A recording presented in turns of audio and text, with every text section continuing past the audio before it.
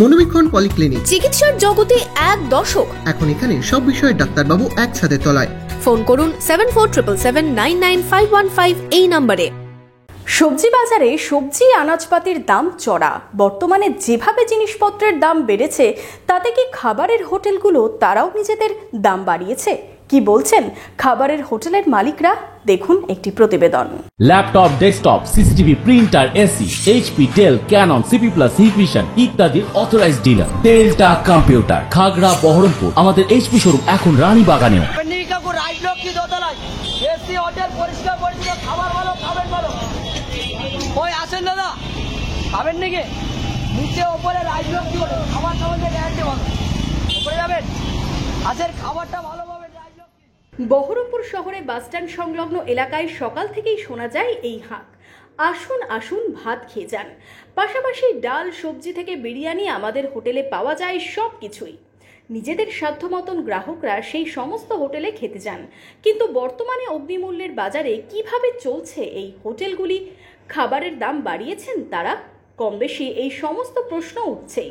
কারণ সারাদিন যারা বাইরে কাজ করেন বা ডাক্তার দেখানো থেকে যে কোনো কাজে বাইরে যাওয়া মানুষদের খাবারের হোটেলেই যেতে হয়।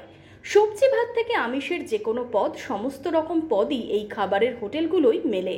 কিন্তু আলু থেকে পেঁয়াজ সব কিছুর দামই তো বর্তমানে আকাশ ছোঁয়া।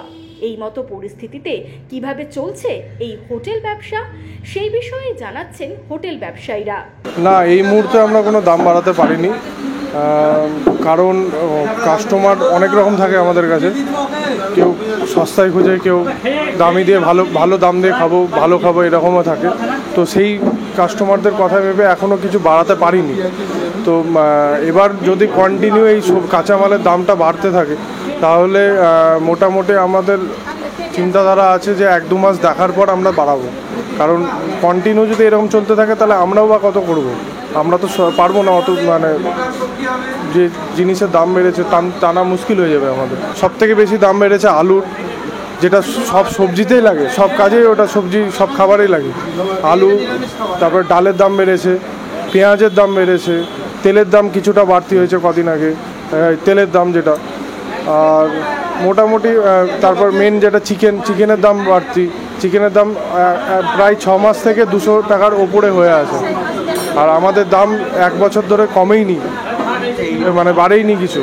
না, এটা আগের রেট ওই রেটেই চলছে, একই পড়ছে, তবুও চালাতে হচ্ছে ব্যবসা। তো সব দিক চিন্তা ভাবনা করে, মানুষের দিকটা চিন্তা ভাবনা করতে হচ্ছে। ওর জন্য এখন চলছে, হয়তো ভবিষ্যতে পরবর্তী ক্ষেত্রে হয়তো সেটা চিন্তা ভাবনা করতে হতে পারে বাড়ানোর জন্য সামান্য কিছু। এটা এখন চলছে, ধরুন এখন কতদিন চলবে এটা বলা আছে। পরবর্তী ক্ষেত্রে যদি না চলে, তাহলে 10-5 টাকা বাড়ানো যেতে পারে খাবারের। বেশি তো বাড়ানো যাবে না, মানুষের দিকটা চিন্তা ভাবনা করতে হবে। মুখ্যমন্ত্রীর দাবি, বর্তমানে আলুর দাম প্রায় 35 থেকে 40 টাকা কিলো, পেঁয়াজ 50 টাকা। বাদবাকি সবজিরও একই অবস্থা। দাম বেড়েছে চাল থেকে ভোজ্য তেলের। তারপরেও 50 টাকা থেকে শুরু করে 250 টাকা কি তার থেকেও বেশি দামে ভেজ থালি বর্তমানে খাবারের হোটেলে পাওয়া যায়।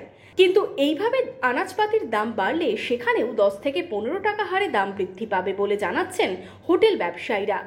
এখনও পুরনো রেটেই গ্রাহকদের খাবার দিচ্ছেন তারা। সমস্যায় পড়তে হচ্ছে না গ্রাহকদেরও। কিন্তু এই দাম বৃদ্ধি নিয়ে কি ভাবছেন সাধারণ গ্রাহকরা? প্রাইস হাইক যে ব্যাপারটা, সেটা নিয়ে চিন্তা হওয়ারই বিষয়। কারণ যে কোনো জিনিসের পেট্রোলের দাম যেভাবে বাড়ছে, ট্রান্সপোর্টেশন কস্ট, যে কোনো জিনিসেরই দাম স্বাভাবিকভাবে বাড়বে। কিন্তু এই যে যারা এই হোটেল চালাচ্ছে বা এখানে আমরা রেগুলার খেতে আসি, তো আমাদেরকেও তাদের জায়গাটা বুঝতে হবে।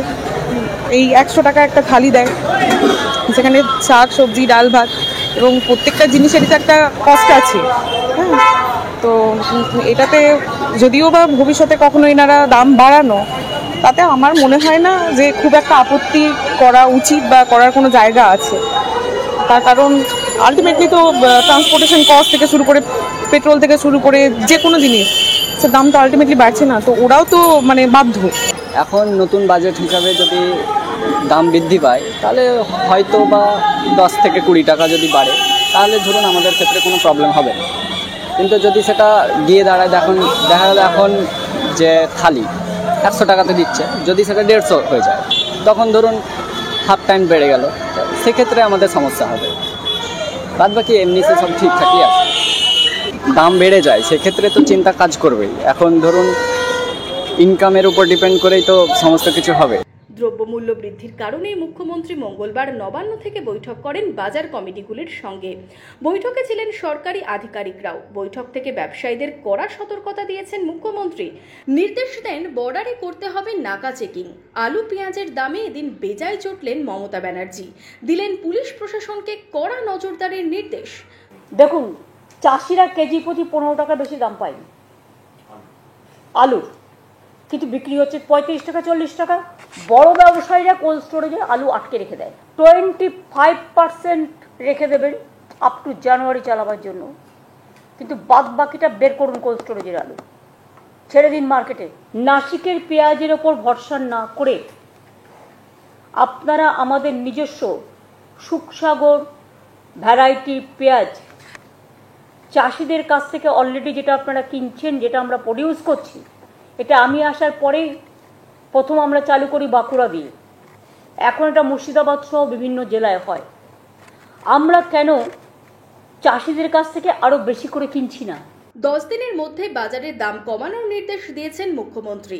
আদেও কাজে দেবে এই বার্তা, সেটাই এখন সময়ের অপেক্ষা। বহরমপুর থেকে শুভরাজ সরকার এবং ঋত্বিক দেবনাথের রিপোর্ট, ইমাজিন কমিউনিটি মিডিয়া।